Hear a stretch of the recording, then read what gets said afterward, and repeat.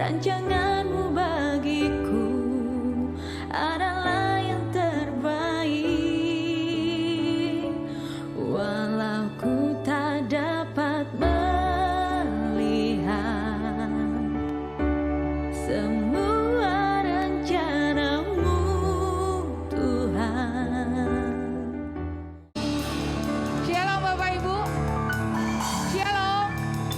Siapa yang diberkati Tuhan boleh angkat tangannya. Beri dong kemuliaan buat Tuhan yang luar biasa. Amin, amin.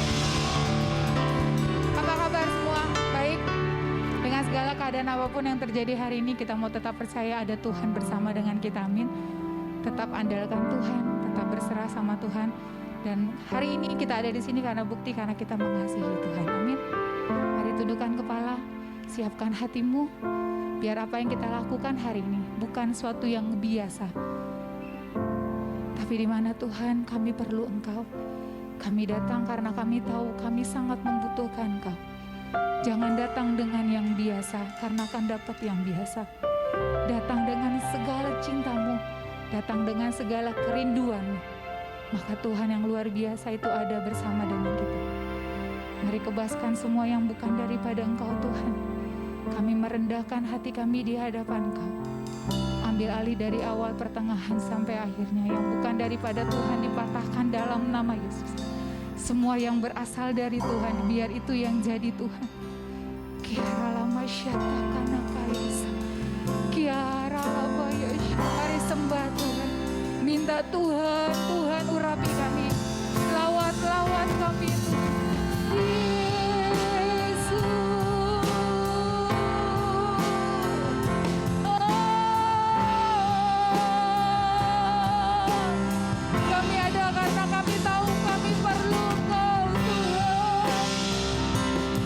Kami datang rendahkan hati kami, biar hanya Kau yang ditinggikan.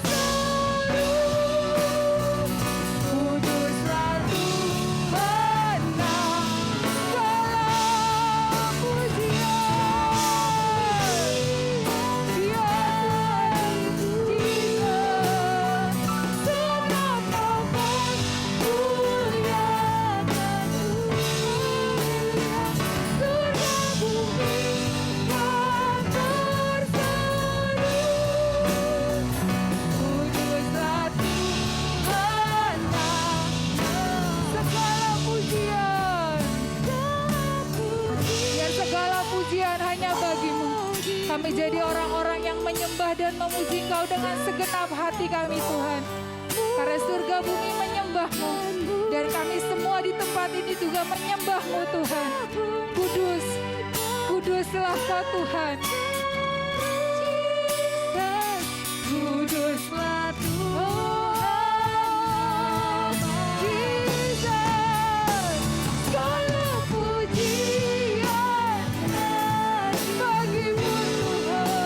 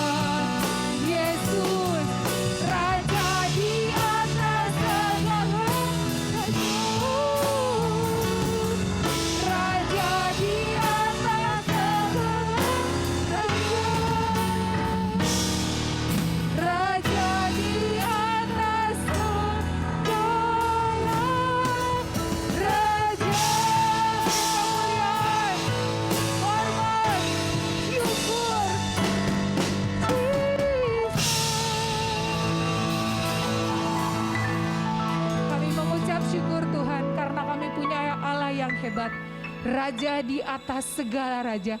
Apapun yang terjadi dalam hidup kami, bahkan di bumi ini, kami tahu kami punya Tuhan yang hebat, Raja di atas segala raja. Dan semua yang bukan daripada Tuhan tunduk di bawah kaki-Mu Tuhan.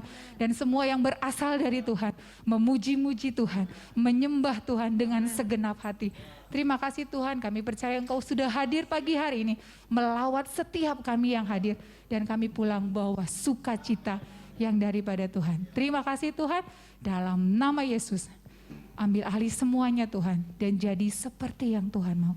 Haleluya. Yang percaya katakan, amin. Sekali lagi katakan, beri kemuliaan buat Tuhan. Amin. Ada tangan Tuhan yang akan terus pegang hidup kita, amin. Kita tidak akan pernah jatuh sampai tergeletak, karena tangan Tuhan yang kuat pegang hidup kita. Amin.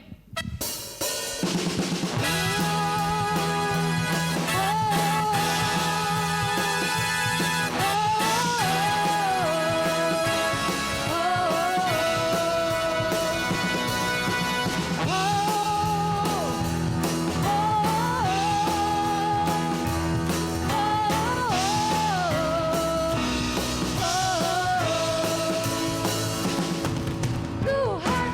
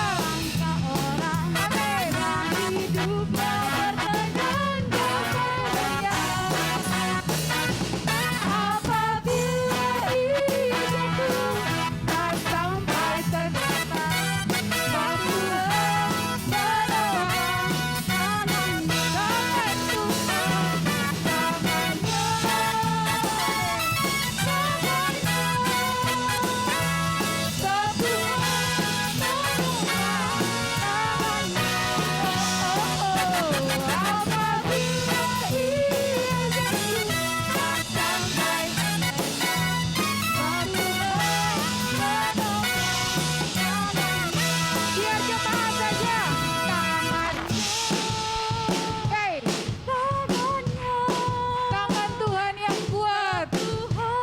menopang tangannya. Apabila ia jatuh Tak sampai tergeletak. Tangan Tuhan menopang tangannya. sama-sama. Tangannya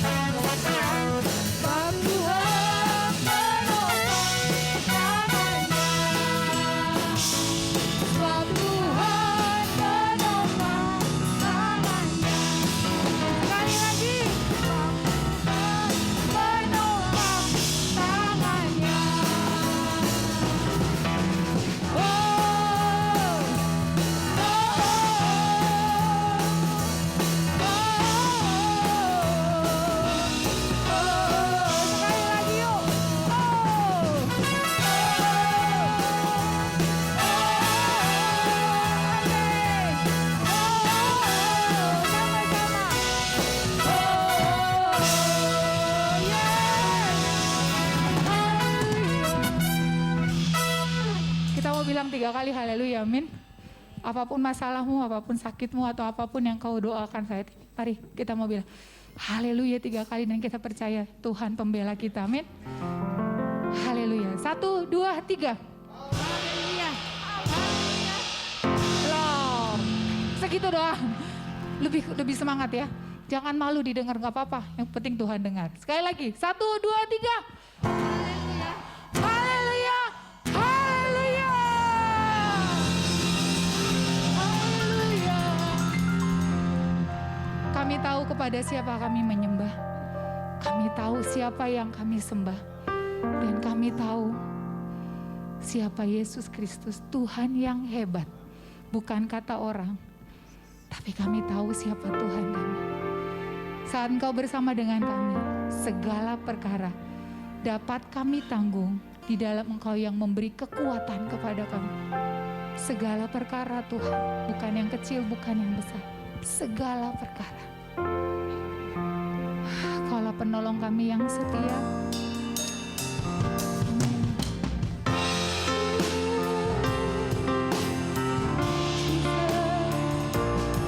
Bicara lewat hamba-Mu, urapi hamba-Mu Tuhan, dalam nama Tuhan Yesus. Penolong yang selalu setia, memenuhi keperluanku. Amin.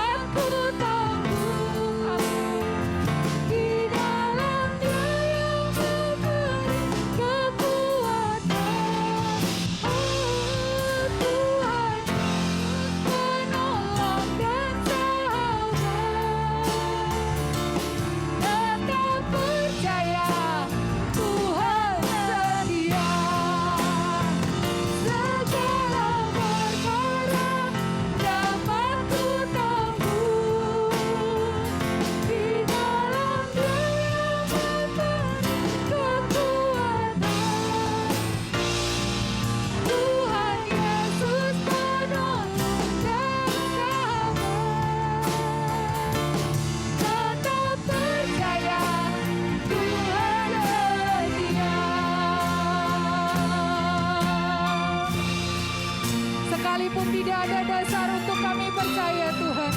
Sepertinya doa kami jauh dari apa yang Kau mau.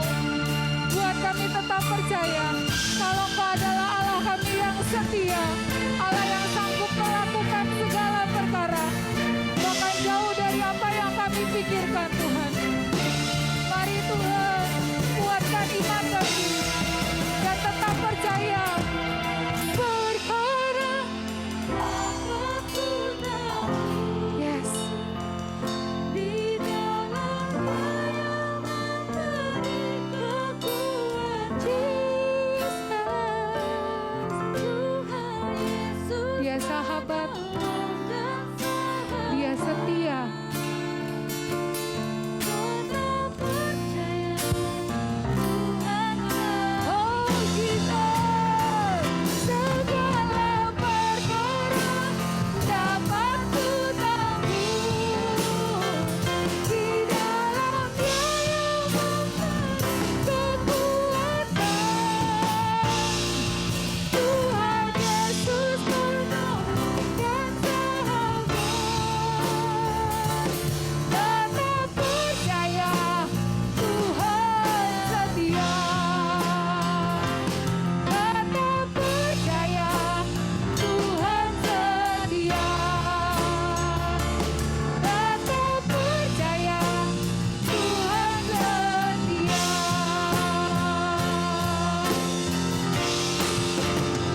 Hatiku percaya.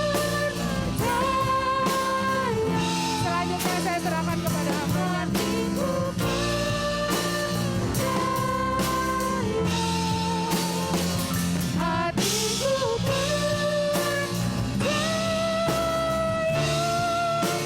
Selalu ku percaya. Hatiku percaya. Hatiku percaya. Hatiku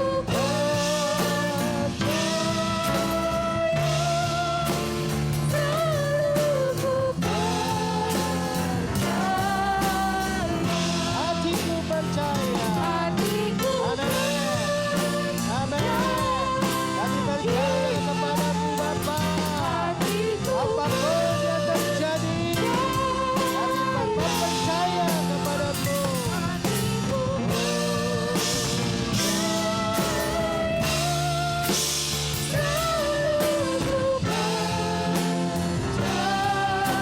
Selalu ku percaya. Selalu ku percaya. Selalu ku percaya.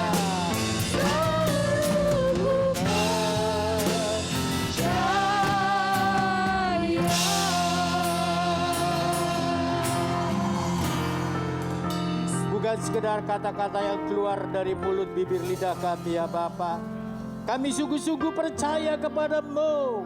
Percaya kepadamu karena Engkau adalah Allah kami yang luar biasa. Allah kami yang dahsyat. Allah kami yang sanggup melakukan segala perkara. Sebab itu Tuhan, pada siang hari ini kami percaya Engkau ada di tengah-tengah kami. Karena Engkau ada di tengah-tengah kami, Engkau sendiri akan berkata-kata buat kami. Kebenaran firman-Mu yang akan kami dengar bukan datang dari konsep manusia, tapi datang dari Engkau Tuhan. Sebab itu urapan-Mu kami pohonkan pada siang hari ini, yang mengurapi hamba dan kami sekalian yang mendengarkan firman-Mu, sehingga kami sebagai anak-anak-Mu akan dikuatkan di dalam Engkau. Kami sebagai anak-anak-Mu akan mengerti rencana-Mu di dalam hidup ini, dan kami akan hidup berkemenangan di dalam Engkau. Terima kasih Bapa. Kami percaya Tuhan, Engkau sendiri akan berkata-kata buat kami. Sebab itu kami sediakan hati, jiwa dan pikiran kami. Bentuklah kami ya Bapa sesuai dengan rencana dan kehendak-Mu. Terima kasih Tuhan. Bersabdalah karena kami sudah siap mendengar. Dalam nama Yesus kami sudah berdoa. Yang percaya katakan amin. Puji Tuhan, silakan duduk Bapak Ibu Saudara. Kita bersyukur kepada Tuhan kalau diberi kesempatan kembali untuk tetap beribadah kepadanya. Karena sebagaimana kitab Keluaran berkata, beribadahlah, maka Tuhan akan memberkati roti kita dan air kita. Saudara yang dalam Tuhan, sebab itu tidak sia-sia kalau saudara datang beribadah setiap saat kepadanya. Karena memang Dia Allah yang hidup dan Dia Allah yang sanggup mencukupi apapun yang menjadi keperluan kita, baik jasmani terlebih rohani. Sebab itu kita pagi hari ini ketika mendengarkan firman Tuhan, kita tinggalkan semua pikiran, kita lepaskan itu semua, kita fokus saja kepada Yesus. Sumber kekuatan itu, sumber pertolongan itu, sumber berkat itu. Bapak Ibu Saudara yang dalam Tuhan, saya bersyukur kepada Tuhan. Tadi pagi ada 2 orang pemuda yang ikut hadir di dalam ibadah ini. Dan mereka adalah pemuda yang bukan dari kota Tangerang, ya, tapi satu datang dari Manado, yang satu dari Medan. Saudara, mereka sedang mengikuti Liga 1 di Jakarta, ya, dan mereka dari Borneo FC, klubnya Borneo FC. Ya, saudara yang dalam Tuhan, kenapa mereka datang ibadah? Karena mereka tahu ibadah itu mendatangkan sesuatu di dalam kehidupan rohani mereka. Sebab itu sebelum mereka bertanding, mereka cari Tuhan. Kenapa? Karena mereka yakin Tuhanlah yang bisa menolong mereka. Saudara yang dalam Tuhan, biarlah kita mau melakukan hal yang sama di dalam hidup ini, dimanapun kita berada. Kalau datang harinya Tuhan, walaupun harinya Tuhan itu adalah setiap hari, tapi hari Minggu memang kita khususkan untuk beribadah kepadanya, kita cari tempat untuk beribadah kepada Dia. Puji Tuhan. Bapak Ibu Saudara yang kekasih, siang hari ini kita akan mendengar firman yang berjudul Jangan Jadi Munafik. Saudara, saya nggak tahu kenapa 3 minggu terakhir ini Tuhan seolah-olah mau supaya saya berbicara itu mengenai hati manusia. Nggak ngerti saya, kok lagi-lagi ke sini, lagi-lagi ke sini, maunya sih yang lain. Tapi Roh Kudus bawa saya ke tempat seperti ini. Sebab itu kita mau ya mengikut apa saja. Ya, kita mengalir sesuai dengan kehendak Tuhan tentunya. Nah, firman Tuhan berjudul Jangan Jadi Munafik. Coba kita lihat di dalam 1 Petrus 2 ayat 1 yang menjadi dasar firman Tuhan ini. Ya. Firman Tuhan berbunyi demikian, 1 Petrus 2 ayat 1. Karena itu buanglah segala kejahatan, segala tipu muslihat, dan segala macam kemunafikan, kedengkian, dan fitnah. Ada 5 hal yang perlu kita buang di dalam kehidupan kita sebagai orang yang percaya kepada Yesus. Apa itu? Segala kejahatan. Bukan hanya 1, 2, 3, 4 kejahatan. Tidak. Firman Tuhan berkata segala kejahatan. Segala tipu muslihat. Itu yang kedua. Yang ketiga yang mau menjadi topik pembicaraan kita, yaitu segala macam kemunafikan. Yang keempat, kedengkian. Yang kelima adalah fitnah. Saudara, kalau Tuhan berkata buanglah, itu berarti sesuatu yang tidak berguna di dalam kehidupan kita. Betul enggak? Kalau kita punya barang yang tidak berguna di dalam kehidupan kita, pasti kita buang. Apa saudara ada yang simpan sampah di rumah? Oh enggak lah, sampah ini sayang ini kalau dibuang. Apa begitu? Tidak ya. Kalau barang yang sudah kita tidak pakai, apalagi yang namanya sampah, pasti kita buang. Kenapa? Karena sampah itu membuat rumah menjadi kotor. Kenapa? Sampah itu membuat rumah kita menjadi bau. Kenapa? Sampah itu membuat rumah kita tidak terlihat indah. Coba kalau datang tamu ke rumah kita, sampah berserakan di mana-mana. Apakah tamu kemudian yang datang itu memuji kita? Waduh hebat ibu, rumahnya penuh sampah. Akan berkata begitu? Tidak ya tentunya. Nah saudara, itu secara jasmani harus dibuang. Kenapa? Sampah itu menimbulkan bau. Sampah itu menimbulkan pemandangan yang tidak indah. Sampah itu memperlihatkan sesuatu yang kotor. Demikian juga secara rohani. Siapa sampah apa itu? Tadi kita sudah membaca kejahatan, tipu muslihat, kemunafikan, kedengkian, dan fitnah. Ini yang harus kita buang. Saudara yang ke dalam Tuhan, berkaitan dengan kemunafikan ini, Yesus sendiri loh yang menegur kepada orang-orang ahli Taurat dan orang-orang Farisi pada waktu itu. Kalau kita lihat di dalam Injil Matius 23 ayat yang ke-27 dan 28, di dalam Injil Matius 23 ayat 27 dan 28 itu berkata demikian, celakalah kamu, hai ahli-ahli Taurat dan orang-orang Farisi, hai kamu orang-orang munafik, sebab kamu seperti kuburan yang dilabur putih, yang sebelah luarnya memang bersih tampaknya, tetapi yang sebelah dalam penuh tulang belulang dan berbagai jenis kekotoran. Demikian jugalah kamu. Di sebelah luar kamu tampaknya benar di mata orang, tetapi di sebelah dalam kamu penuh kemunafikan dan kedurjanaan. Saudara yang kekasih, firman Tuhan ini jelas sekali. Yesus mengkritik, Yesus menunjukkan apa yang menjadi kekurangan orang Farisi dan ahli-ahli Taurat. Mereka bukan orang sembarangan loh. Mereka orang-orang yang mengerti firman. Mereka orang-orang yang mengajarkan firman. Saudara, tetapi Tuhan tegur mereka, celaka. Saudara, bukan hanya ahli-ahli Taurat dan orang-orang Farisi.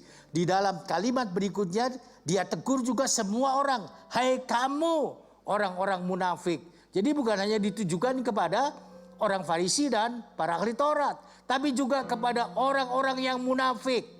Saudara yang dalam Tuhan, Tuhan berkata, celakalah kamu, celaka. Kalau kemunafikan ada di dalam hidup kita, kita menjadi orang yang celaka. Sebab itu Tuhan bilang, buang itu. Karena itu mendatangkan celaka. Maksudnya celaka ini apa? Apakah kita keluar rumah langsung ditubruk mobil? Ya, itu kecelakaan, tapi bukan celaka yang Yesus maksudkan. Celaka di sini artinya kita tidak bisa mewarisi kerajaan surga. Celaka di sini artinya kita tidak bisa masuk di dalam surga. Celaka di sini artinya kita masuk di dalam api neraka. Saudara yang dalam Tuhan, jadi kita perlu hati-hati untuk tidak menjadi orang yang munafik. Saudara, kalau kita lihat lebih lanjut, apa sih yang dimaksud dengan munafik? Karena ada juga orang yang tidak mengerti apa sih yang dimaksud dengan munafik. Saudara, menurut Kamus Besar Bahasa Indonesia, saya selalu start dari sana. Kenapa? Karena kita orang Indonesia. Kita boleh aja pakai kamus bahasa Inggris, boleh. Kamus bahasa Yunani, boleh. Kamus bahasa Belanda, boleh. Kamus bahasa Inggris, boleh. Gak ada salahnya itu. Tetapi karena kita orang Indonesia dan kita berbahasa Indonesia, sebab itu saya lebih cenderung memakai kamus bahasa Indonesia. Walaupun tidak ada salahnya kalau kita melihat juga kamus-kamus yang lain. Saudara, menurut Kamus Besar Bahasa Indonesia dikatakan bahwa munafik itu artinya orang yang berpura-pura percaya atau setia. Pura-pura percaya atau setia. Kalau kita hubungkan dengan kehidupan rohani kita, pura-pura percaya Yesus, pura-pura setia Yesus. Kalau yang namanya pura-pura itu benar atau tidak? Tidak ya. Pura-pura setia, pura-pura percaya, padahal tidak percaya dan tidak setia. Itu munafik. Ya. Saudara dalam Tuhan juga dikatakan suka mengatakan sesuatu yang tidak sesuai dengan perbuatannya. Ini yang kita seringkali dengar istilah pembual, bohong. Ada orang yang suka nggak bohong ini? Ada. Ya, walaupun untuk lucu-lucuan, tapi saya anggap ini juga sesuatu yang bohong ya. Saudara, ada seorang wanita, ini cerita ya, kaitannya dengan bualan nih. Ada seorang wanita bertemu seorang laki-laki yang cakep, kelihatannya orang berduit ya, karena mobilnya juga BMW. Ya. Kemudian dia kelihatannya sendiri, nggak ada istrinya. Kemudian ditanya sama perempuan itu, mendatangi si laki-laki ini. Dia tanya, Mas sudah punya istri belum? Wah, nggak ada yang mau sama saya masih bujangan. Oh gitu ya. Udah mulai senang nih si wanita ini. Kenapa? Dia punya kesempatan artinya. Terus, Mas sekarang kerjanya di mana? Wah, saya itu pegang 10 perusahaan. Kok bisa 10 Mas? Iya, karena saya orang yang dipercaya. Jadi saya pegang 10 perusahaan ini sekarang itu. Wah, kalau gitu gajinya besar dong. Ya pastilah, satu perusahaan aja berapa? Berapa Mas? Ya dihitung aja lah. Kalau satu perusahaan kira-kira gaji saya itu 100 juta satu bulan. Kalau 10 perusahaan berapa? Wah, ngitunglah si wanita ini. Wih, kalau aku jadi istrinya, yang namanya beli bedak, yang namanya beli lipstick, yang namanya beli pakaian, wah itu nggak kesulitan lagi. Aku bisa bangga nantinya. Ya, terus aja, ya, terus aja. Kemudian dia tanya, Mas pakai mobil ya? Ya masa jalan kaki, bos kok jalan kaki, ya pakai mobil lah. Mobilnya yang mana Mas? Itu yang warna biru. Oh itu BMW, iya itu. Oh Mas mobilnya berapa sih? Ya nggak satu itu, ya nggak mungkin saya sekali keluar pakai 2-3 mobil sekaligus, ya enggak. Ya ganti-ganti, sekarang saya pakai BMW. Besok kalau saya bosan pakai BMW, saya pakai Mercy. Besoknya lagi pakai Fortuner, besok apa lagi lah. Berapa sih Mas mobilnya? Ya kalau 10 rumah ya berarti 10 perusahaan berarti 10 mobil lah paling enggak saya punya. Wah, makin berbesar hati si wanita ini. Ya. Saudara yang dalam Tuhan, tetapi kemudian akhirnya ya, si wanita ini, hobinya Mas itu apa sih? Dia tanya ya. Karena mau hidup bersama kan mesti tahu hobinya. Supaya sama-sama punya hobi yang sama, itu dianggap lebih menyenangkan. Hobinya Mas ini apa? Hobi saya senang berkata yang tidak benar. Gitu saudara. Dengan kata lain, senang bohongi orang. Waduh. Wanita ini sakit hati dan dia langsung ambil asbak, dia lempar orang itu. Ya, ternyata orang itu hanya supir yang kebetulan minum di kafe itu. Emangnya supir nggak boleh minum di kafe? Boleh ya, kalau dia ngantuk dia minum kopi kan boleh di situ. Saudara, tetapi dipikir dia yang punya mobil, dia ini. Ya wanita ini aja yang terlalu terlalu berharap. Saudara, itu artinya apa? Suka mengatakan sesuatu yang tidak sesuai. Nah kalau kita, saudara dan saya, mengatakan sesuatu yang tidak sesuai, namanya munafik. Ya, kadang-kadang kan kita malu mengatakan keadaan diri kita yang sebenarnya. Jangan, saudara. Kemudian apa? Bermuka dua. Bermuka dua ini juga disebut munafik. Murid Yesus ada nggak yang munafik? Ada. Siapa itu? Kita tahu semua, Yudas. Saudara, Yudas itu bermuka dua. Kenapa? Dia seolah-olah setia sama Yesus, tapi dia sebetulnya menjual Yesus kepada siapa? Imam-imam besar. Saudara yang dalam Tuhan, dia bermuka dua. Pura-pura meluk Yesus. Pura-pura mencium Yesus. Saudara, sehingga disebut sebagai ciuman Yudas. Kalau ada orang yang mencium seseorang, seolah-olah mencintai orang itu. Padahal tidak, itu ciuman Yudas. Orang memberi istilah seperti itu. Yudas murid Yesus ya. Yudas murid Yesus yang berkhianat. Karena ada Yudas yang pengikut Yesus juga yang tidak berkhianat. Namanya Yudas juga. Ada. Saudara yang dalam Tuhan, sebab itu kita perlu berhati-hati. Ini artinya. Nah kalau kita ambil dari bahasa Yunani, maka munafik itu adalah hipokrites.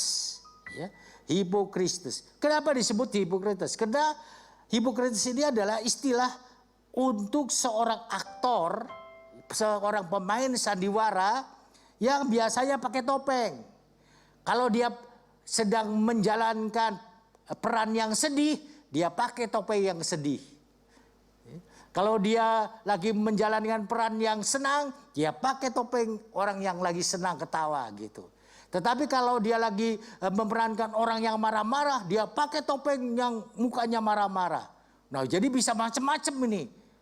Nah, ini disebut hipokrites. Saudara yang dalam Tuhan, Dia bisa menggunakan topeng itu sesuai dengan karakter yang dia perankan. Sesungguhnya dia senang tidak? Tidak, dia pakai topeng. Sesungguhnya dia itu marah tidak? Tidak, karena dia bersandiwara. Orang yang suka bersandiwara di dalam hidupnya, itu sama dengan arti dalam kamus bahasa Indonesia tadi. Ini juga adalah orang yang munafik. Antara suami istri bisa terjadi kemunafikan tidak? Bisa. Antara sahabat dengan sahabatnya bisa terjadi kemunafikan tidak? Bisa.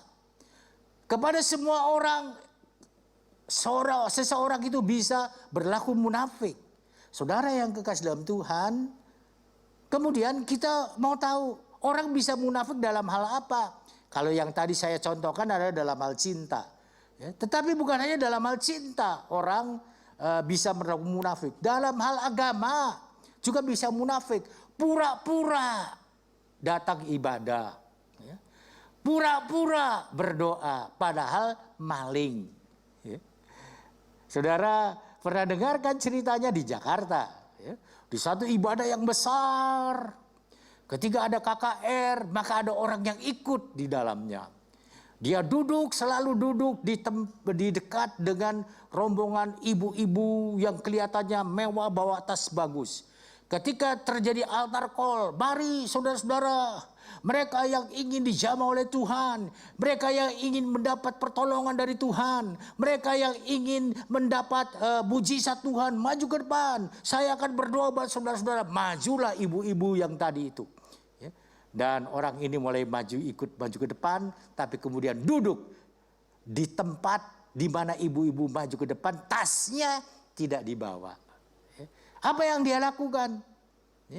Ya dia tinggal buka tasnya, dia ambil sesuai apa yang dia inginkan. Dia ingin uang, dia ambil uangnya. Tasnya tetap ditinggal. Dia ingin HP, dia ambil HP-nya. Saudara, itu kejadian di Jakarta. Saya nggak ngarang cerita. Kalau saya ngarang cerita namanya munafik saya. Betul nggak? Betul ya. Saudara mungkin sudah pernah dengar cerita-cerita seperti ini. Sampai begitu selesai ibadah, semua ribut. Wah, mana HP saya? Mana uang saya? Yuk, ada yang ambil sama tas-tasnya sekaligus. Akhirnya sebelum altar call, pendetanya ngomong dulu. Saudara-saudara yang bawa tas supaya tasnya dibawa karena takut kejadian seperti itu. Saudara yang dalam Tuhan. Nah itu dalam agama loh bisa. Yang lain-lain bisa. Supaya disebut orang suci dia pura-pura ibadah. Hari Minggu rajin. Supaya diangkat jadi pendeta. Wah rajin. Doa datang, ibadah datang. Wah apa aja datang. Supaya diangkat jadi PDP kalau di Gereja Betel Indonesia. Saudara yang dalam Tuhan itu munafik. Setelah dia diangkat, ya udah mulai menunjukkan hal-hal yang sesungguhnya. Saudara dalam hal ilmu ada tidak ada orang yang menyontek skripsi itu namanya munafik. Orang yang menyontek disertasi itu namanya munafik. Saudara yang dalam Tuhan, kenapa bukan asli pemikiran dia? Dia mencontek. Dulu di Bandung pada waktu saya S1, ada kawan-kawan saya yang seperti itu. Misalnya dia sekolah di Universitas A. Kemudian ada lagi Universitas B. Nah dia main ke perpustakaan Universitas B. Dia lihat skripsi di sana itu. Kemudian kalau dulu kan modelnya di fotokopi ya. Kalau sekarang enggak fotokopi lagi, di foto itu udah bisa. Kalau dulu dia pinjam sebentar, dia fotokopi di luar. Nah kemudian berdasarkan itu dia bikin skripsi. Saudara yang dalam Tuhan, itu namanya plagiat dalam bidang ilmu. Ya, munafik tidak? Munafik dan lain sebagainya. Ya, pokoknya orang yang tidak berkata sebenarnya itu adalah munafik. Nah, kenapa sih orang berlaku seperti ini? Kenapa sih saya bohong? Kenapa sih saya melakukan hal-hal seperti itu? Misalnya, ya, itu orang berbuat seperti itu karena ingin kelihatan baik. Kelihatan baik, padahal dia tidak baik. Itu munafik. Saudara yang dalam Tuhan ingin disebut hebat, padahal apa yang ada pada dirinya tidak mendukung kehebatannya. Saudara, jadi dia berpura-pura atau bersandiwara. Saudara, kalau ada orang yang seperti itu, firman Tuhan katakan, dia menipu orang lain. Pasti. Tetapi di dalam Yakobus 1 ayat 22, di dalam Yakobus 1 ayat 22 dikatakan, hendaklah kamu menjadi pelaku firman dan bukan hanya pendengar. Jika tidak demikian, kamu menipu diri sendiri. Saudara yang dalam Tuhan, nah orang yang menipu itu bukan hanya menipu orang lain, tapi juga bisa menipu dirinya sendiri. Dengan apa menipu diri sendiri? Dengar firman, tidak melakukannya. Katanya percaya firman, tidak melakukannya. Katanya belajar firman, tidak melakukannya. Itu adalah menipu diri sendiri. Dan itu termasuk munafik di hadapan Tuhan. Saudara yang dalam Tuhan, tentu kita tidak mau menjadi orang yang munafik. Karena orang yang munafik itu bisa celaka di dalam hidupnya. Celakanya apa? Ya, kalau tadi kan saya memberi contoh dalam bidang rohani. Dalam bidang jasmani bisa nggak? Bisa, saudara. Kalau kita menjadi penipu, kita menipu orang, itu kan munafik juga. Ya, ayo mari. Misalnya ya, saya jadi apa itu kalau yang namanya tukang bandar ya. Bandar atau kalau itu arisan namanya apa? Kalau arisan ibu-ibu, bandar ya namanya. Nanti dikocok, katanya gitu ya. Tiap bulan, sudah pokoknya kumpul aja berapa yang kita arisan satu orang 5 juta. Sekarang 5 juta sedikit, dulu banyak. Saudara dia kumpul ada 10 orang. Ya minimal kan dia dapat 50 juta. Sudah terkumpul, waktunya narik, 1 orang dapat. Tapi orang kedua, ketiga lari dia. Setelah dia kumpulin duitnya. Saudara, munafik enggak itu? Munafik. Celaka enggak dia? Kalau dia sampai dilaporkan dan tertangkap polisi, celaka. Masuk penjara, saudara. Itu namanya apa? Penipuan. Melakukan penipuan. Saudara yang dalam Tuhan, sebab itu jangan kita jadi orang munafik. Ya, karena kita bisa celaka secara langsung yang tadi saya katakan. Contoh yang saya berikan, contoh-contoh yang bombastis lah, boleh dikatakan begitu ya. Tetapi secara ini juga hati tidak tentram lah orang yang munafik itu. Takut ketahuan. Saya ngaku orang kaya padahal saya tinggalnya di gubuk misalnya. Itu kan takut ketahuan. Kalau ada teman yang mau ngantar, saya anterin. Enggak lah. Lu kenapa? Saya lebih senang jalan. Lebih baik saya jalan aja lah. Kenapa? Takut ketahuan rumahnya jelek. Kan gitu. Ada yang gitu kan? Ada yang gitu. Saudara, itu tersiksa. Itu celaka orang yang seperti itu. Jadi bukan hanya celaka yang tadi saya katakan ya. Nah sekarang apa sih ciri-ciri dari orang yang munafik itu? Banyak ciri-cirinya. Saya baca di buku psikologi itu banyak, saudara. Tetapi tentu saja kita sesuaikan dengan firman Tuhan ya. Nah, saudara, orang yang munafik itu mudah melihat kesalahan orang, tetapi tidak bisa melihat kesalahan sendiri. Jadi kalau saudara ketemu dengan orang yang seperti ini, itu namanya dia munafik. Wah, kalau nyalain orang luar biasa dah. Biasanya yang jadi objek untuk tumpuan kesalahan yang dilakukan sama orang munafik itu biasanya apa? Pendeta. Pak pendeta, khotbahnya tadi itu ngawur itu. Masa seperti itu? Nah, misalnya gitu ya. Dia tunjukin tuh. Bapak tadi ngomong gini, sebetulnya begini. Tapi dia sendiri enggak seperti itu. Saudara yang dalam Tuhan, itu contoh ya. Contoh. Nah, orang yang bisa melihat kesalahan orang tapi tidak bisa melihat kesalahan sendiri, itu munafik. Sebab itu Yesus tegur kepada orang Farisi dan para ahli Taurat ini. Kenapa? Karena mereka bisa melihat kesalahan orang, dirinya sendiri tidak seperti itu.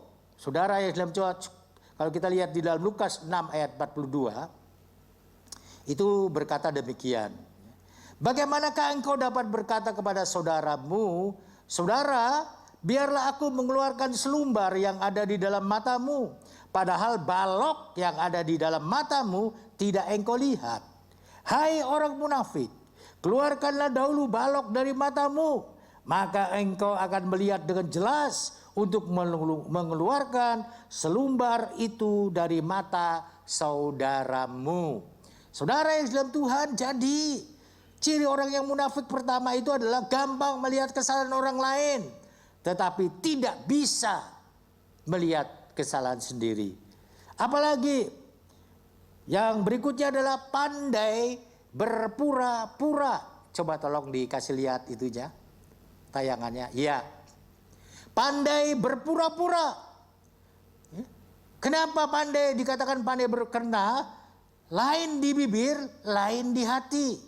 Dengan kata lain, dirinya itu dibungkus dengan sampul yang kelihatannya baik dan rohani, tetapi hatinya tidak demikian. Nah, Yesus tegur enggak orang model seperti ini? Dia tegur. Dia katakan di dalam Matius 15 ayat 7 sampai 9. Hai orang munafik, benarlah nubuat saya tentang kamu. Bangsa ini memuliakan aku dengan bibirnya, padahal hatinya jauh daripadaku. Percuma mereka beribadah kepadaku, sedangkan ajaran yang mereka ajarkan ialah perintah manusia. Saudara, saya juga berhati-hati loh di dalam hal seperti ini. Karena apa? Karena bisa saja kita jadi orang munafik dalam hal ini. Kelihatannya ibadah, kelihatannya dengar firman, kelihatannya memuji Tuhan, kelihatannya berdoa, tapi sesungguhnya tidak seperti itu. Munafik itu. Tolong hati-hati banget ya, karena sekarang saudara sudah lebih mengerti artinya orang munafik. Sebab itu jangan berpura-pura. Kalau saudara nggak suka berdoa, jangan berdoa. Itu lebih baik. Kalau saudara nggak diberkati, salahmu sendiri. Kenapa nggak berdoa dengan sungguh-sungguh? Karena orang yang diberkati adalah orang yang berdoa dengan sungguh-sungguh. Sebab itu jangan berdoa pura-pura. Kira-kira gitu ya. Saudara, Yesus tegur. Yesus katakan bangsa ini memuliakan aku dengan bibirnya, padahal hatinya jauh daripadaku. Bisa enggak kita model seperti itu? Bisa. Bisa, kenapa enggak? Bisa menimpa setiap orang. Saudara yang kekasih dalam Tuhan, percuma kata Tuhan ya, mereka beribadah kepadaku, sedangkan ajaran yang mereka ajarkan ialah perintah manusia. Dengan kata lain, segala sesuatu berhubungan dengan manusia. Yang kita lakukan hubungannya dengan manusia. Kalau kita beribadah, yang saudara lakukan itu bukan berhubungan dengan gereja, tidak. Saudara datang berdoa itu bukan buat menu-menuin gereja, bukan. Bukan. Saudara bertepuk tangan itu supaya gereja ini rame, bukan. Saudara berdoa, saudara dengan firman, saudara bertepuk tangan, semuanya untuk kemuliaan dan kebesaran nama Tuhan. Sebab itu lakukan dengan sungguh-sungguh. Lakukan dengan serius. Itu perlu kita perhatikan ya. Kalau enggak nanti kita masuk golongan ini nih. Golongan yang Yesus katakan. Oke, saudara, sudah waktunya kita melakukan hal yang serius seperti itu. Dulu oke lah, belum ngerti. Sekarang udah berapa tahun ke gereja? Oh, saya dari kecil ikut gereja. Sekarang umurnya berapa, bro? Oh, saya udah 40 tahun. Wah, coba dihitung. Tapi ibadahnya nggak menunjukkan orang yang sudah ke gereja, sudah pernah nginjek gereja sejak kecil. Enggak. Karena nggak berubah sikapnya. Saudara dalam Tuhan, nah ini bisa membuat kita munafik di hadapan Tuhan. Ya. Mari kita sungguh-sungguh. Saudara memuji Tuhan, puji Tuhan dengan sungguh-sungguh. Saudara tepuk tangan dengan sungguh-sungguh. Saudara berkata, haleluya, katakan dengan sungguh-sungguh, haleluya. Ya. Saudara, jangan haleluya itu dijadikan semacam apa ya? Maksudnya main-main, tapi nanti bisa jadi celaka ini. Ya. Ini saya dengar dari pendeta Yusuf Roni. Dia ceritakan begini. Ya. Ada seorang bapak, dia tukang sadu. Kalau di Bandung itu namanya delman. Kalau di Tangerang saya jarang lihat itu. Ya, jarang lihat. Tapi saudara tahu ya yang saya maksud dengan delman atau sadu ini. Saudara, dia ajar kudanya itu. Dia ajar gini. Kalau jalan, dia nggak cambuk kudanya itu. Tapi dia ajar. Kalau dia ngomong, haleluya, kudanya jalan. Gitu ya. Penumpang udah naik, haleluya, kudanya jalan. Kadang-kadang ada penumpang yang nanya katanya, apakah nama kuda itu haleluya? Oh bukan. Memang kalau mau jalan saya selalu bilang haleluya, dia jalan. Oke. Ya. Kalau sudah sampai di tempat, amin. Katanya gitu ya. Kudanya berhenti. Oh, hewan bisa diajar begitu, saudara. Betul. Saya lihat di WA, itu yang firman Tuhan yang mengatakan domba-domba mengenal suara gembalanya, itu betul. Ada di padang rumput begitu, orang lain suruh manggil dombanya apa aja terserah. Tapi nggak datang itu. Begitu gembalanya, oh semua datang. Berarti dia betul mengenal suara gembalanya. Kalau dipanggil itu artinya datang ke arah gembala. Walaupun sedang berumput di padang. Jadi hewan bisa dilatih, termasuk kuda ini dilatih. Tapi maksud saya adalah apakah si bapak ini berkata haleluya itu tujuannya benar enggak? Amin. Itu benar enggak? Padahal kita pakai istilah-istilah itu untuk memuliakan nama Tuhan. Ini buat ngajarin kuda, kira-kira gitu. Saudara, satu waktu ya, kudanya itu ngamuk, saudara. Ya, kudanya ngamuk. Ya mungkin yang namanya kuda kan juga bisa ngamuk, bukan manusia aja yang bisa ngamuk. Kuda yang ngamuk itu lari terus lari menuju ke bukan jalan besar tapi jalan kecil. Saudara yang Islam Tuhan, dia coba tarik les kudanya itu supaya berhenti, kudanya nggak mau berhenti. Dia pikir kuda ini belum pernah dicambuk sama dia, juga nggak berhenti, terus lari terus. Begitu sudah sampai di pinggir jurang, kuda ini tiba-tiba berhenti. Barangkali si kuda juga mikir kan, masa dia mau masuk ke jurang? Ya enggak, dia berhenti. Tapi si kusir ini karena sudah biasa bilang haleluya, dia saking bersyukurnya kepada Tuhan, dia ngomong haleluya. Maksudnya sih benar.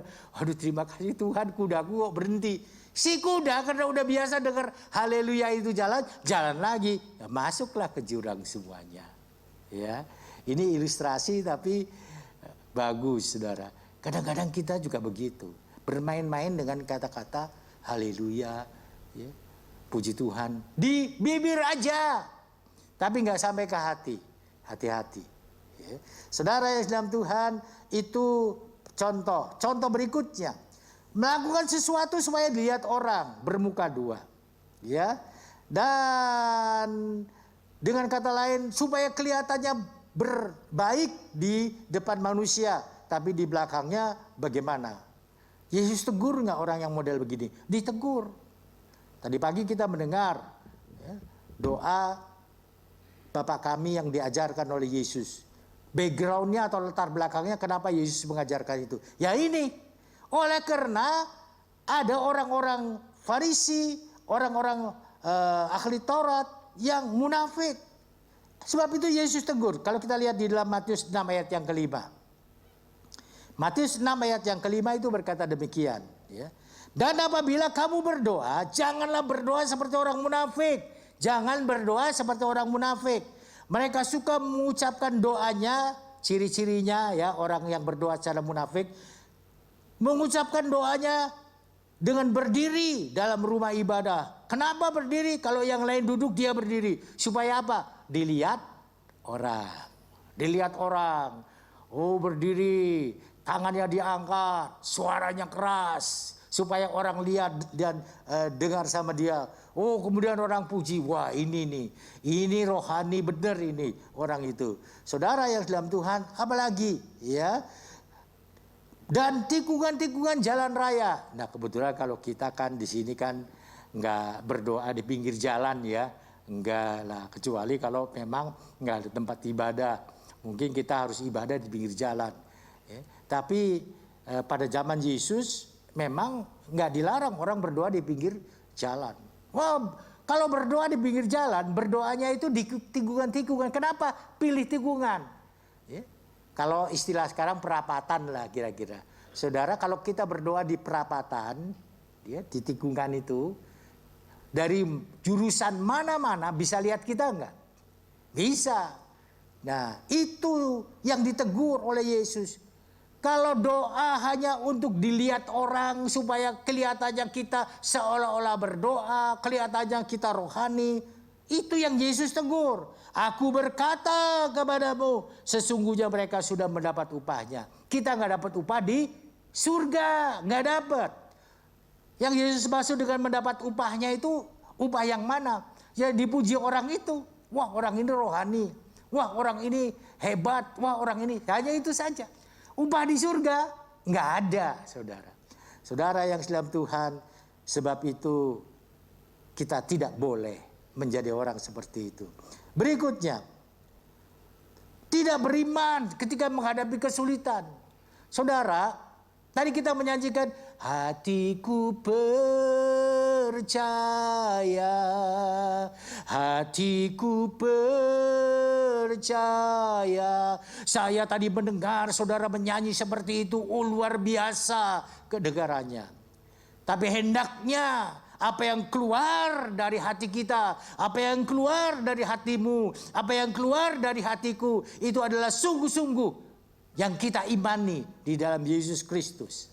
Saudara yang dalam Tuhan, tetapi banyak orang menyanyi suaranya bagus, tapi nggak percaya seperti yang dia nyanyikan.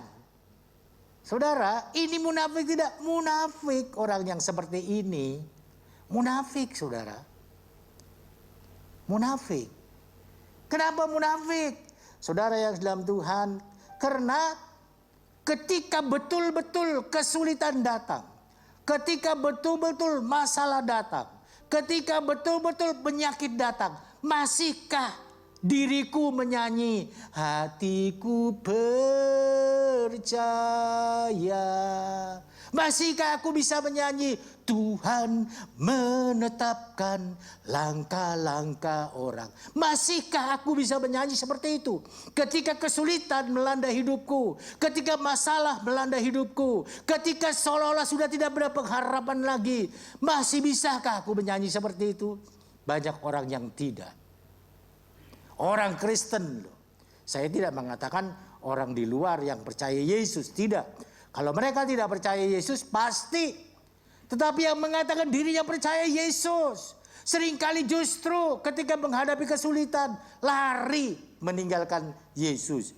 Saudara yang kekasih dalam Tuhan, kalau kita lihat di dalam Injil Matius 19 ayat 21, di situ ada kata-kata Yesus yang bagus menurut saya. Sampai 22 berkata begini. Kata Yesus kepadanya, jika engkau hendak sempurna, pergilah, jualah segala milikmu dan berikan itu kepada orang-orang miskin. Maka engkau akan beroleh harta di surga, kemudian datanglah kemari dan ikutlah aku. Ayat berikutnya, ketika orang muda itu mendengar perkataan itu, pergilah ia dengan sedih. Kenapa? Karena banyak hartanya. Saudara yang kasih dalam Tuhan, artinya apa? Ada penghalang seringkali di dalam hidup kita untuk kita mengikut Yesus dengan serius. Sehingga kita berpura-pura. Saudara, ada tidak seseorang yang menikah dengan seorang Kristen, tetapi kemudian setelah menikah dia balik lagi ke agamanya yang semula? Ada tidak yang seperti itu? Ada, banyak. Masuk golongan mana orang yang seperti ini? Saudara yang dalam Tuhan, kenapa? Dia ikut katekesasi. Dia sebelum baptisan dia ikut katekesasi. Dia waktu ditanya sama gembalanya, percayakah engkau Tuhan adalah juru selamatmu? Percaya Pak Pendeta. Maukah engkau setia mengiringi Yesus? Setia Pak Pendeta. Akhirnya dibaptis. Baptis, menikah. Diberkati. Ada pemberkatan nikah di gereja. Tapi setelah itu gak pernah muncul lagi di gereja. Dan saya melihat orang yang seperti ini dengan mata kepala sendiri. Saudara yang dalam Tuhan, saudara tanya kenapa? Itu adalah suami dari keponakan saya yang berlaku seperti itu. Makanya saya bisa cerita. Kalau saya gak cerita yang sebenarnya, saya juga munafik sekarang ini. Saya ceritakan yang sebenarnya. Bisa orang melakukan seperti itu. Sekarang dia tidak mau lagi iring Yesus. Gak tahu kenapa. Tadinya sebelum menikah dengan keponakan saya, bukan main, rajinnya ke gereja. Tetapi sesudah, ya sudah, selesai. Saudara yang dalam Tuhan, sebab itu hati-hati. Ya, kita tidak boleh menjadi orang yang munafik. Nah, supaya kita hidup benar di hadapan Tuhan dan tidak ada kemunafikan di dalam diri kita, apa yang harus kita lakukan? Saudara, yang harus kita lakukan adalah, tolong diklik, ini yang terakhir ya, slide terakhir ini. Yang pertama adalah minta Tuhan periksa hatiku dan hatimu. Minta Tuhan periksa, Tuhan gimana sih hatiku? Tuhan gimana keadaan hati saya? Ini perlu kita minta sama Tuhan. Kenapa? Kalau kita sendiri yang meriksa hati kita, kita merasa, aku udah bener kok. Aku kan gak salah. Gak ada kelemahan pada diriku. Itu kalau kita periksa diri kita. Tapi minta Tuhan yang memeriksa di dalam hidup kita, diri kita. Saudara yang kekasih dalam Tuhan, kita tahu bahwa pada waktu Ayub itu mengalami masalah, pencobaan di dalam dirinya, dia berpikir dirinya udah bener kok. Dirinya kan gak salah. Waktu sahabat-sahabatnya itu datang, tujuannya menghibur dia dan mengingatkan dia, mungkin kamu punya salah kepada Tuhan. Enggak lah. Tetapi akhirnya dia sadar. Akhirnya dia sadar dan dia minta supaya Tuhanlah yang memeriksa dirinya. Ya, sebab itu kalau kita baca di dalam Ayub 13 ayat 9, itu berkata demikian. Ayub 13 ayat 9. Yang tadi ditayangkan aja ya ayat yang tadi itu. Ditayangkan aja karena saya mau bicara poin demi poin. Ya, itu tayangan aja. Ayub 13 ayat 9 itu berkata begini. Apakah baik kalau ia memeriksa kamu? Ianya itu huruf besar, saudara. Artinya siapa ianya kalau huruf besar? Tuhan. Apakah baik kalau ia memeriksa kamu? Pengalamannya Ayub.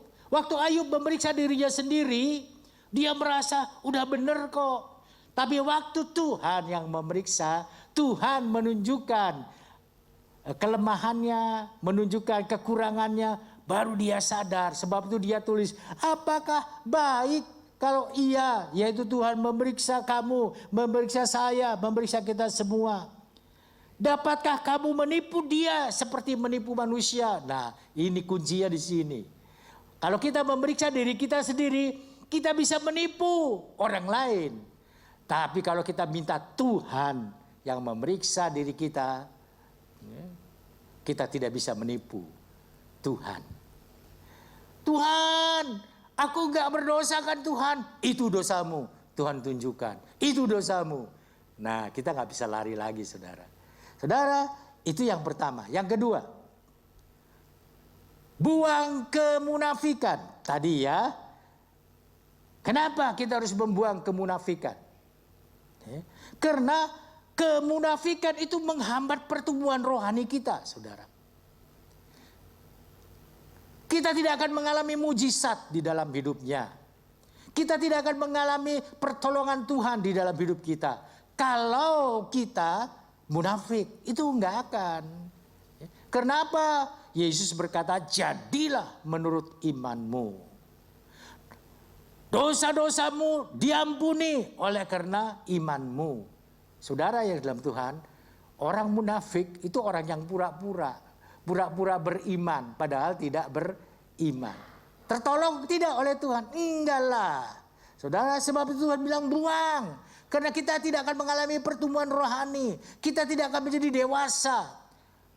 Kita masuk gereja bisa berkali-kali, bertahun-tahun. Tetapi iman kita tidak bertumbuh. Kedewasaan rohani kita tidak bertumbuh. Gampang tersinggungan. Kalau kita sering dengar firman, kalau kita sering mendalami firman, kalau kita sering mencari pengertian firman, kita tidak akan menjadi orang yang mudah tersinggung, saudara. Tetapi kalau kita masih mudah tersinggung, dari dulu kok aku gampang tersinggungan. Nah, mungkin kita adalah orang yang munafik. Buang itu Tuhan katakan, buang. Ya.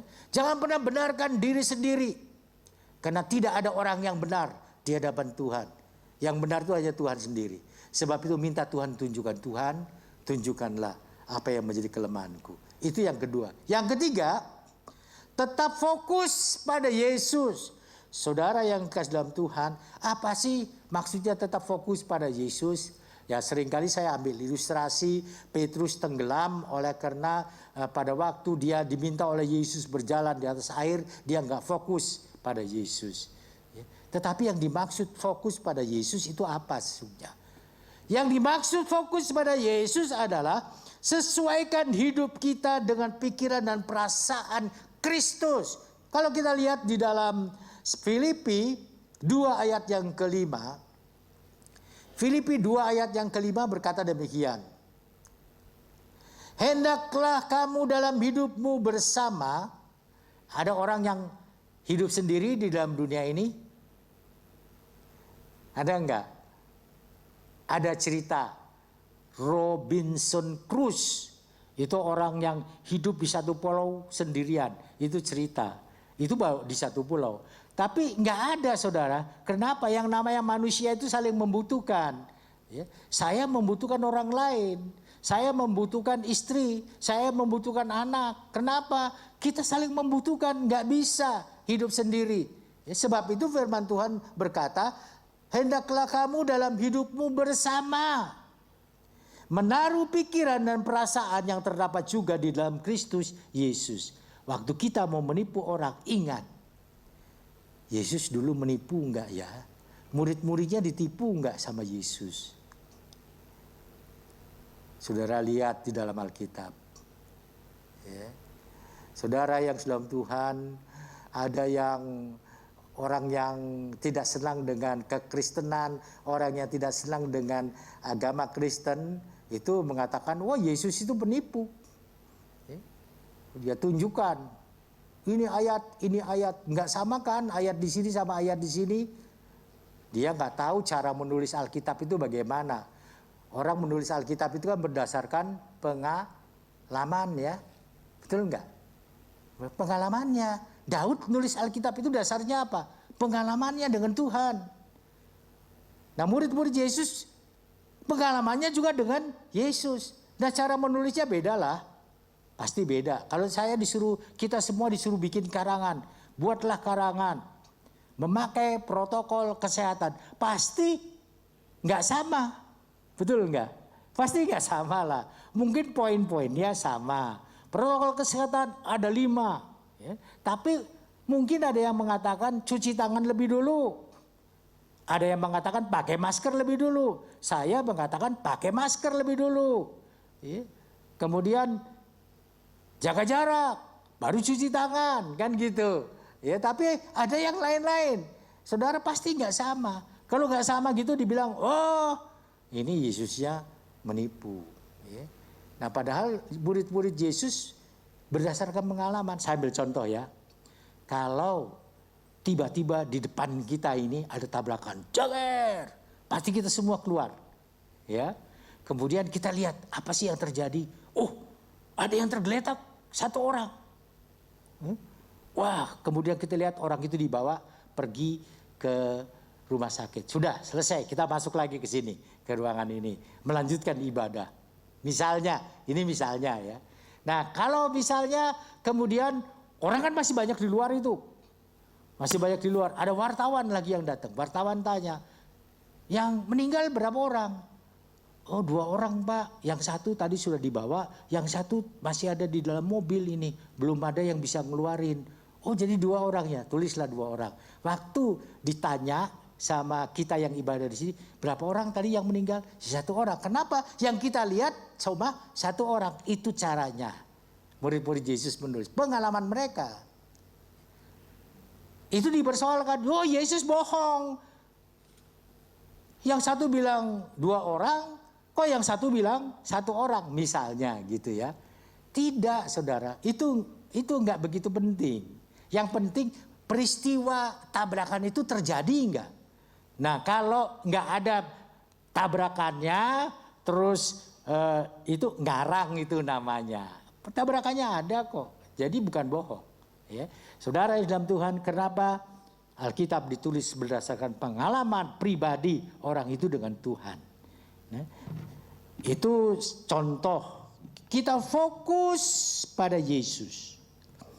Pikiran Yesus, perasaan Yesus, itu yang harus ada di dalam diri kita. Tadi saya katakan Yesus gak menipu, jangan menipu. Yesus gak membohong, jangan pernah berbohong. Jangan pernah. Saya pada waktu saya ngasih muda saudara, ada seorang hamba Tuhan yang berkata begini, hati-hati dengan pergaulanmu. Ya. Dia katakan begitu. Lihat Yesus. Yesus kalau dia pakai kalau dia pacaran, kira-kira Yesus ajak pacarnya itu ke puncak, kemudian berbuat hal-hal yang tidak baik di puncak. Dia tanya seperti itu. Pasti tidak. Yesus tidak akan melakukan seperti itu. Nah kalau Yesus tidak melakukan seperti itu, jangan lakukan di dalam hidupmu. Itu seperti itu yang diajarkan kepada kita. Itu yang dimaksud fokus pada Yesus. Sesuaikan hidup kita ini dengan pikiran dan perasaan yang ada dalam Kristus Yesus. Saudara yang dalam Tuhan, yang terakhir 4, hidup dengan tulus. Saudara, yang dimaksud tulus itu kenapa? Jujur, ya. Kita perlu hidup jujur. Jujurlah. Orang jujur itu berkata yang sebenarnya. Kalau tidak, munafik. Artinya begitu. Saudara yang dalam Tuhan, saya ambil gambar, tapi tolong dicontoh ya. Ini harusnya gambarnya saya jelaskan. Nah, kalau gambar yang pertama itu gambar montir memeriksa mobil.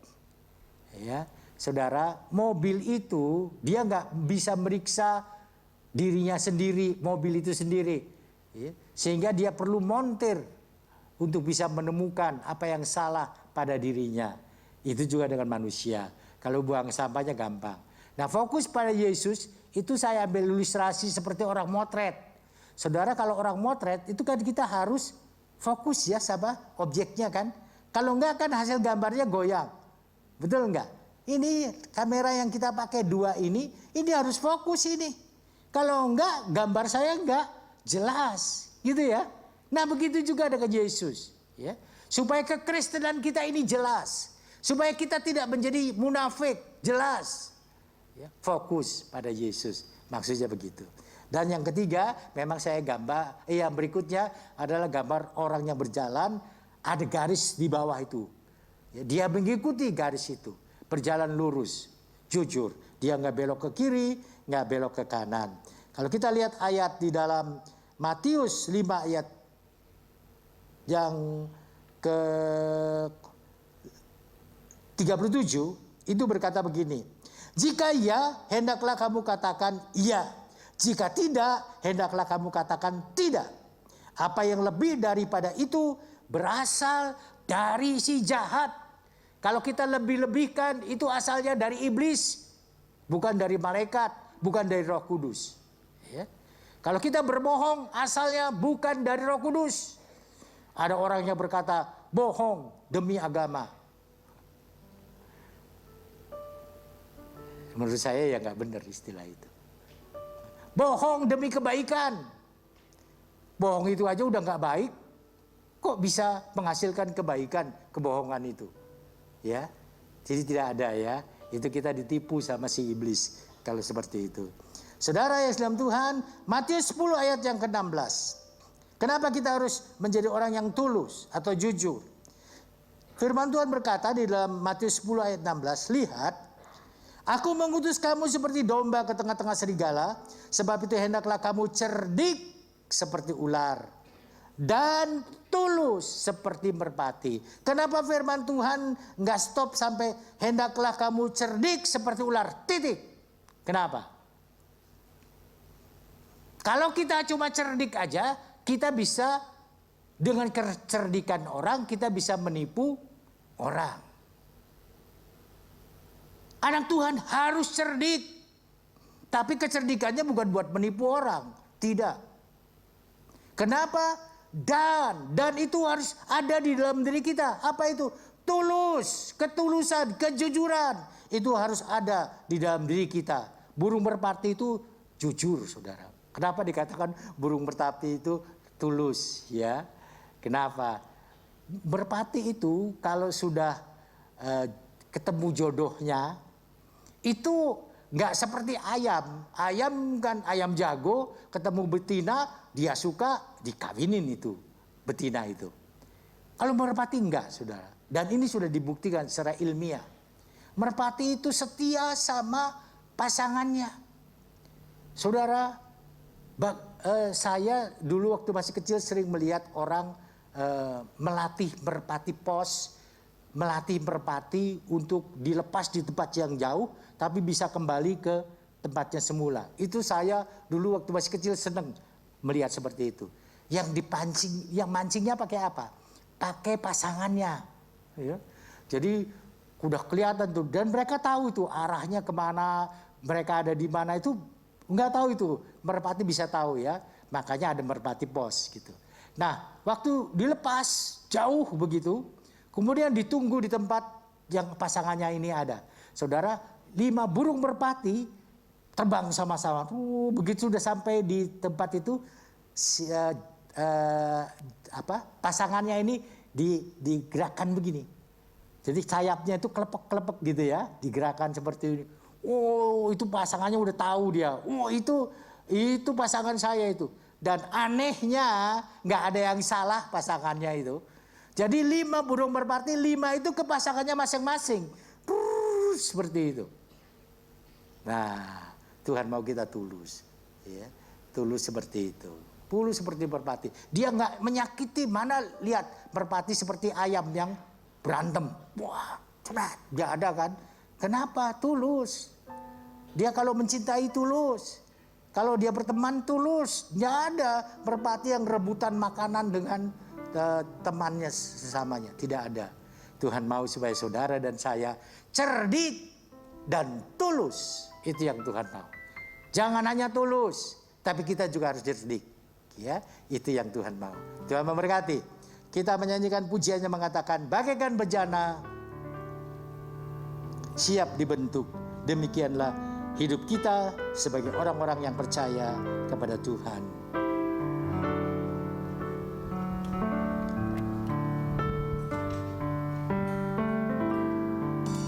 Bagaikan bejana siap dibentuk. Demikian hidupku di tanganmu, dengan urapan kuasa rohmu, ku dibaharui selalu.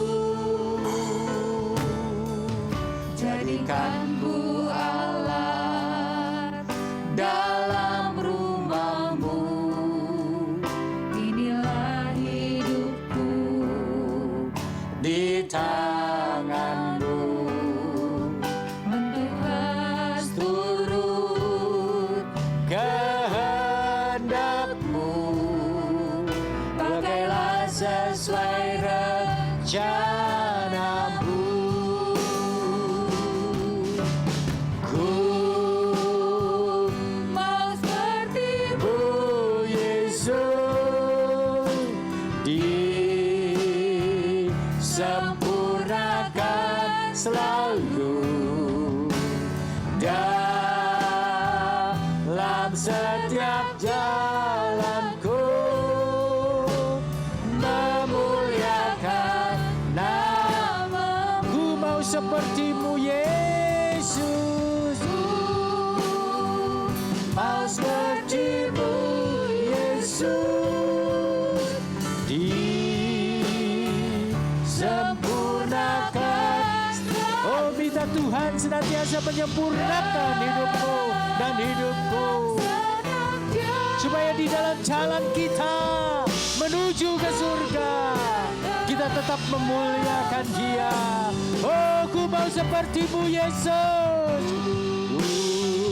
mau seperti-Mu, Yesus, disempurnakan selalu dalam segenap jalanku, memuliakan nama-Mu,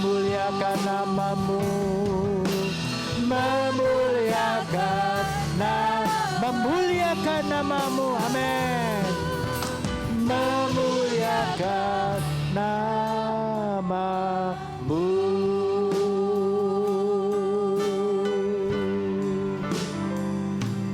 Kami sadar Tuhan, bahwa sebagai bencana yang ada di dalam dunia ini, kami sedang dibentuk oleh-Mu Bapa.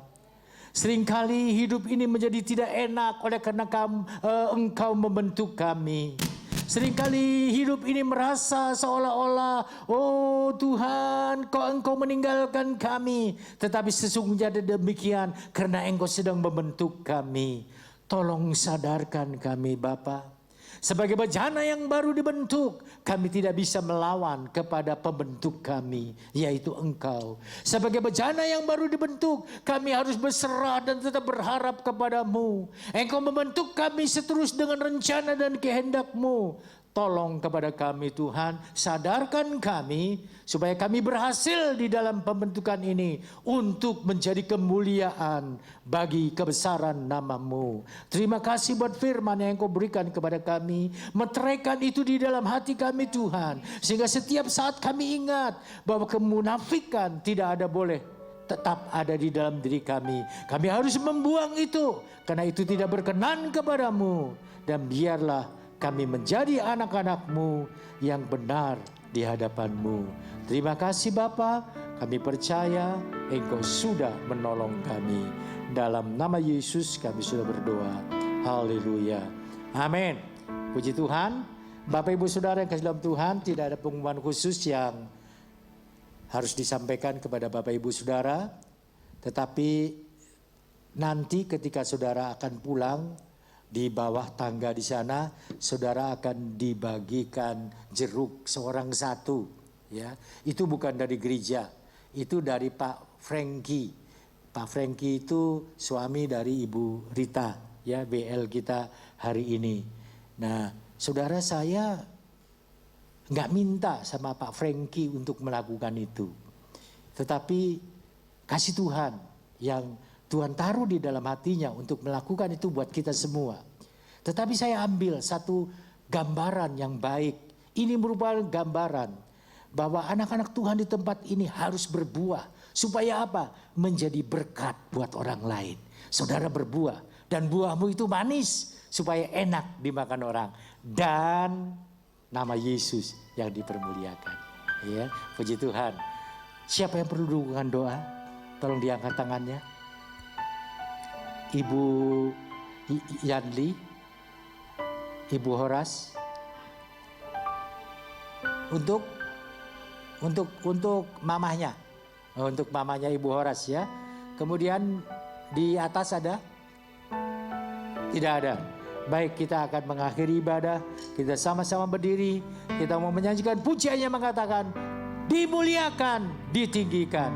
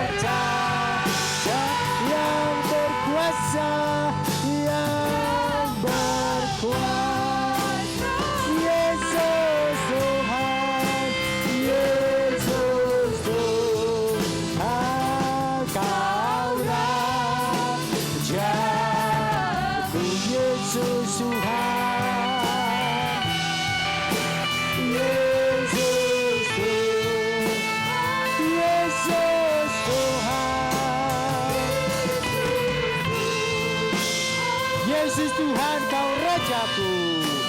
Yesus Tuhan, kau Rajaku.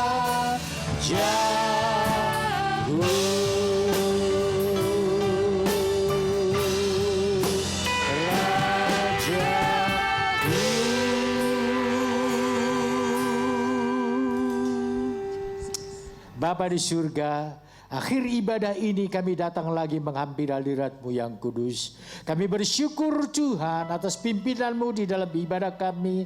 Dari pagi sampai siang hari ini, Bapa, Engkau memberkati kami ketika kami memuji Engkau. Engkau memberkati kami ketika kami mendengarkan firman-Mu. Kami percaya Tuhan, Engkau bukan hanya memberkati kami hari Minggu ini saja Bapa, tetapi setiap hari Engkau memberkati kami dengan berkat jasmani, terlebih berkat rohani. Sebab itu biarlah Bapa, kami tetap setia mengiring Engkau, karena Engkau adalah Tuhan yang sanggup memberkati kami. Engkau adalah Tuhan yang sanggup mencukupi kebutuhan kami. Engkau adalah Tuhan yang sanggup menolong dan menyembuhkan kami dari penyakit kami. Terima kasih Bapa buat pengharapan yang Engkau berikan, dan kami percaya pengharapan itu bukan pengharapan yang kosong, tapi pengharapan itu merupakan pengharapan yang teguh.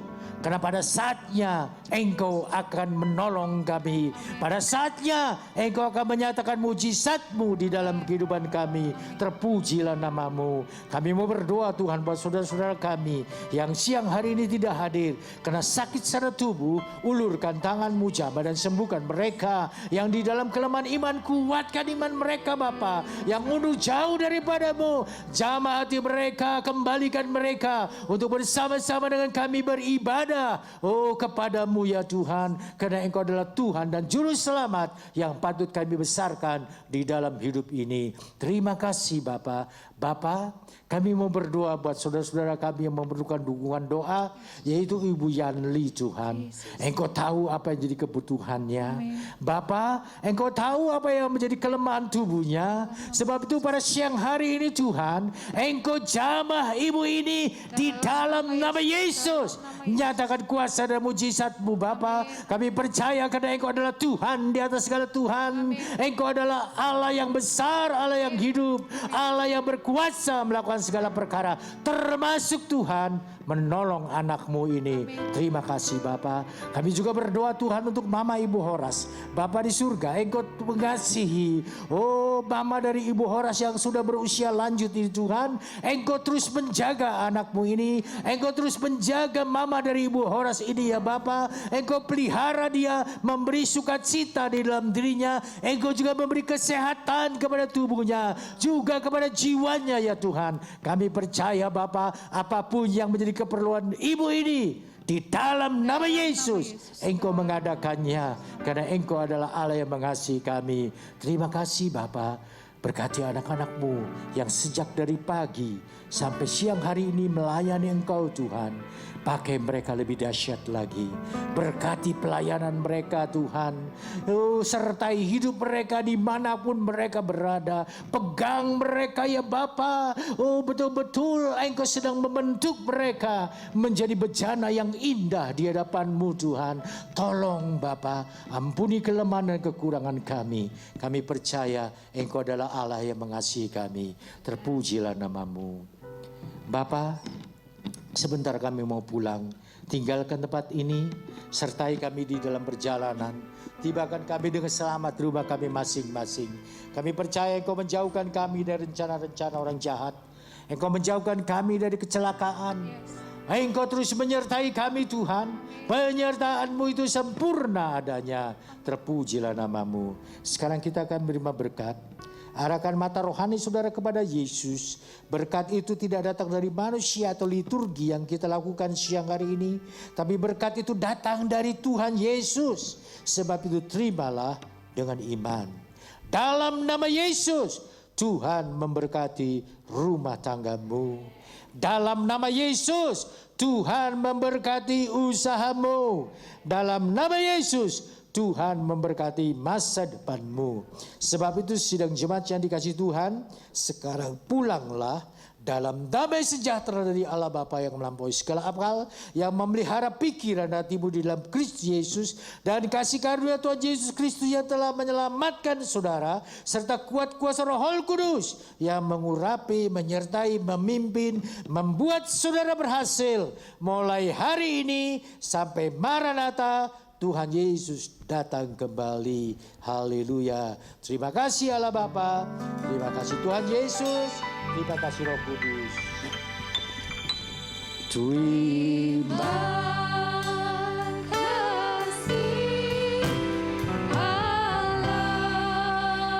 Terima kasih Tuhan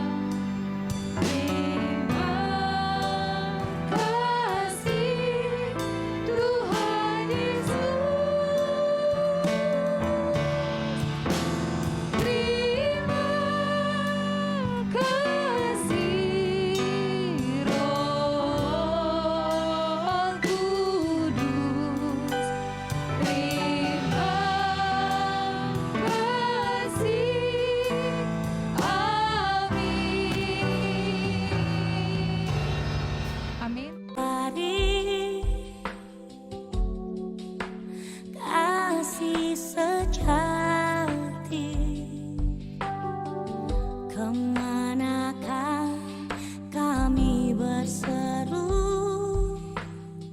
Saat badai datang mendera.